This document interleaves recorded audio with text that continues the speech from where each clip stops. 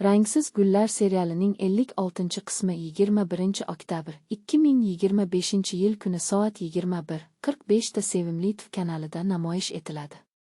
Bu safar tomoshabin yana yurakni titratadigan, ko'zda yosh, dilda esa chandiq qoldiradigan voqealarga guvoh bo'ladi.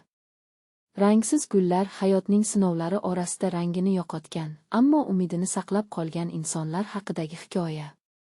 Har bir qahramon o'z yo'lini izlaydi, kimdir kechirimni topadi, kimdir esa o'tgan kunlarning og'rigidan qutulishga harakat qiladi. Bu qismda sadoqat, muhabbat va sabr yana sinovdan o'tadi. Har bir so'z, har bir nigoh, hatto sukut ham o'z hikoyasini aytadi. Aktyorlarning ijrosi jonli, musiqasi yurakni tebratadi, kadrlar esa go'yo hayotning o'zini aks ettiradi. Rangsiz gullar shunchaki serial emas, u hayotning rangsiz bo'lsa-da, yurakdagi iliqlik bilan yashash mumkinligini eslatadi. Ba'zida eng go'zal gullar ham eng og'ir yomg'ir ostida ochiladi. Shu sababdan har bir qism bu og'riq va umid o'rtasidagi nozik ko'prikdir. Tomoshabin esa bu ko'prikdan yurak bilan o'tadi.